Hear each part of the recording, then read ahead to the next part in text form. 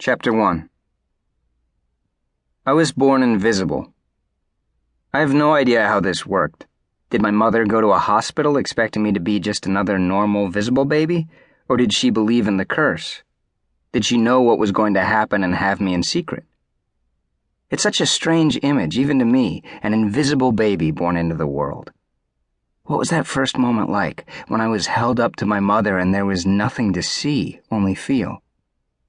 She never told me. To her, the past was invisible, like I was invisible. She let it slip that there was a curse. Angry early words with my father, not meant for my ears. But that was it. There was no other why, there was no other how, there was only the what, and that was my life. Invisible. I am invisible. I want to keep asking my parents why. I want to keep asking my parents how, but I can't anymore. They're gone now. My father left when I was small. It was too much for him. My mother held on for as long as she could, 15 years, and then her body broke. A blood vessel in her brain. I have been alone for almost a year now. I can never be seen, no matter how hard I try. I can be touched, but only if I concentrate, and I can always be heard if I choose to speak. These, I suppose, are the rules of the curse. I've gotten used to them, even if I don't understand them. When I was a baby, I automatically had weight, but the more conscious I became, the more I had to concentrate on being held. I do not evaporate. Part of me is still there, so I don't fall through floors or walk through walls, but to touch, that requires effort. I'm not solid to the world, but the world is solid to me. The curse is its own intricately woven, often contradictory web, and I was born into it. I am an unknowing slave to its design. New York City is a remarkably easy place to be invisible, as long as you have an absent father who contributes to your bank account from time to time. Everything, groceries, movies, books, furniture, can be ordered online. Cash never has to pass from one hand to another. Packages are left outside the door. I stay inside a lot, but not always. I live 4 blocks from Central Park, and I spend most of my afternoons there. It is where I choose to live my traceless, shadowless life. I am just another part of the expanse. I am there in the trees, in the air, by the water. Sometimes I will sit on a bench for hours at a time. Sometimes I will wander. At every moment I observe. Tourists and regulars, dog walkers who pass at noon each day, clockwork.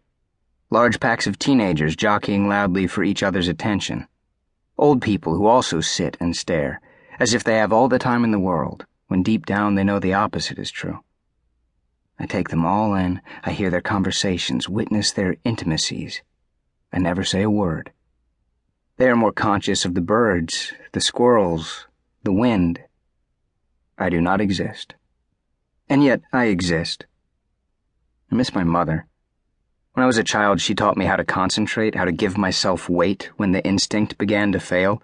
That way, she could still carry me on her back, tell me to hold on. She wanted me to live in the world, not apart from it. She would not abide any mischief on my part, no thievery, no spying, no taking advantage. I was cursed, but I was not meant to curse others. I was different, yes, but I was no less human than anyone else. So I had to act human, even when I wasn't feeling human at all. She loved me, which is perhaps the most remarkable thing of all. There was never any question, by which I mean there were many questions, but none of them had to do with love. She taught me to read, even though she had to turn the pages most of the time. To write, even though the simple act of typing on a keyboard can exhaust me. To talk when only she was around. To be silent when anyone else was around. She taught me science and math and history and how to cut my hair and my fingernails. She taught me the stories of my neighborhood, the stories of her day. She was comfortable telling me about the 16th century or about a show she'd seen on TV. The only period that was blank was the year of my birth, or anything directly before, or anything directly after. She never told a soul, and because of this she too was alone. Alone with me. Like mother, like son. There were kids I grew up with, but only because I saw them around a lot, got to know them through observation.